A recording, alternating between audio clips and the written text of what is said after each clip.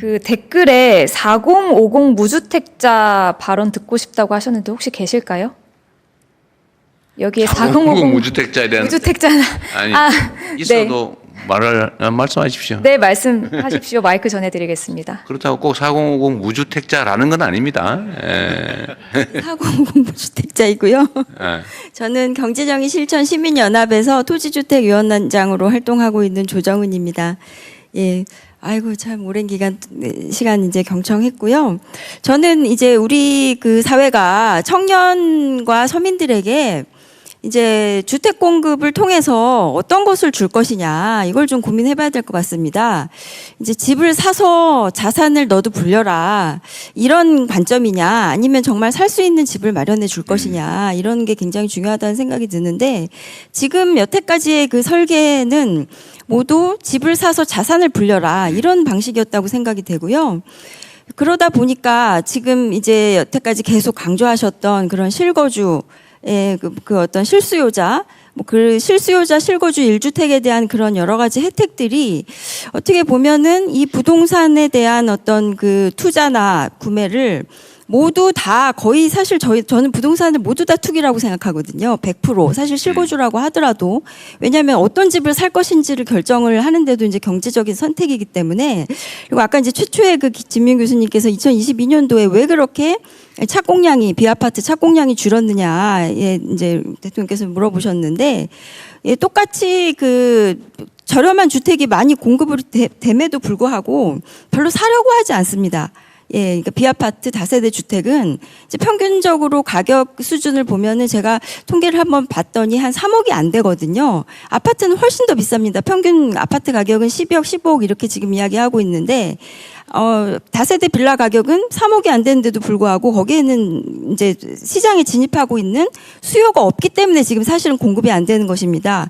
원자재가 오르고 뭐 이런 여러 가지 이유가 있겠지만 가장 중요한 이유는 그 시장에 공급을 하더라도 소화해 줄 만한 수요가 없기 때문이고요. 그 수요가 없는 이유는 바로 이제 1주택자에 대한 과도한 여러 가지 혜택들 때문에 수요가 아파트에만 쏠리고 있고, 실수요자들이 정작 이제 돈이 되지 않는 자산으로서의 가치를 갖고 있지 않은 그런 주택에는 이제 수요가 지금 몰리지 않고 있기 때문에, 임대인들에 대해서도 이제 다주택자에 대한 여러 가지 지금 정부에서 이제 규제를 발표하고 있다 보니까 다주택자도 살 수 없는 집이 되고 실수요자들도 살 수 없는 집이 되고, 그러다 보니까 예, 사실은 여기가 공급이 안 되는 이유는 지금 수요가 없기 때문입니다.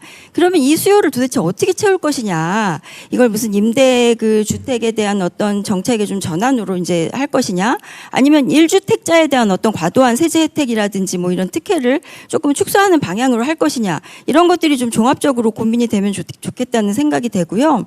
그리고 저는 이제 주택 공급 방법으로 한 가지 좀 이렇게 제안하고 싶은 부분이 있는데, 이제 그 대통령께서도 계속 이제 강조하셨던 부분인데, 예, 그 공공택지를 팔지 말아라, 그리고 로또 분양이 되지 않도록 해라, 이런 말씀을 강조하셨던 걸로 제가 알고 있습니다.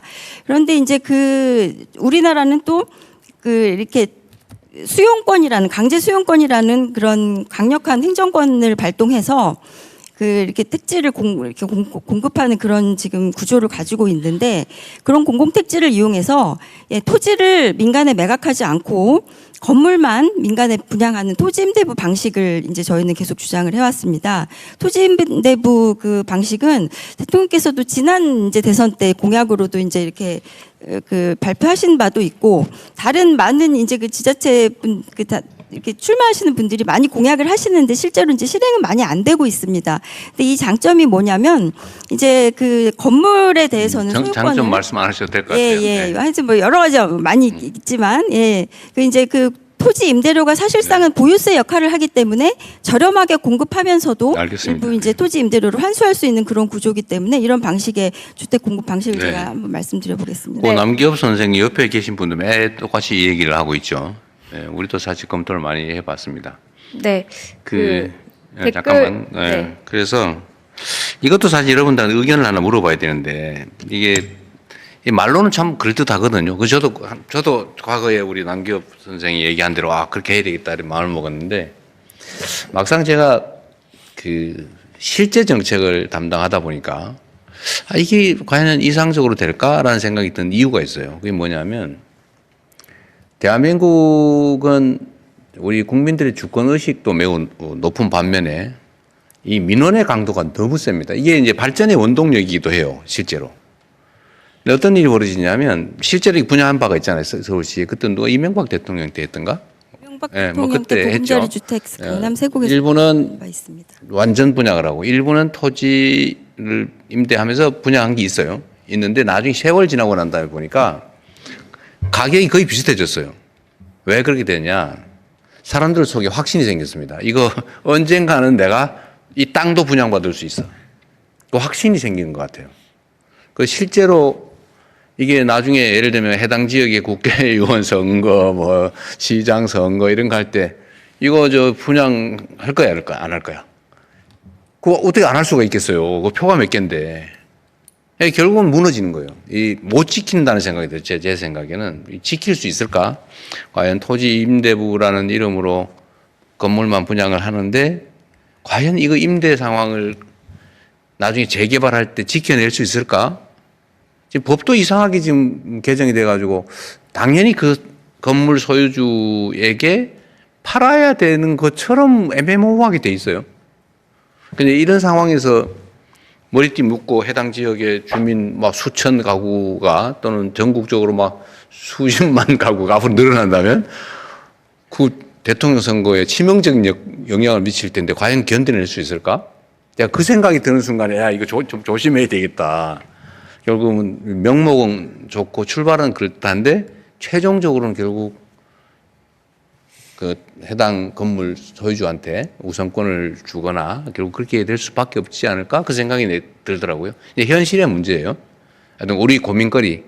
이제 과연 이런 상황에서도 토지 임대부 건물 분양을 하면 실제 분양가는 싸질 수는 있죠. 근데 이게 과연 택지를 실제로 저축하는 효과가 실제 있을까? 라는 점에 대해서는 약간 고민거리이긴 해요. 한번 같이 고민해 주면 좋을 것 같아요. 네. 나중에, 한번 끝이 없어요. 예. 네, 그 온라인으로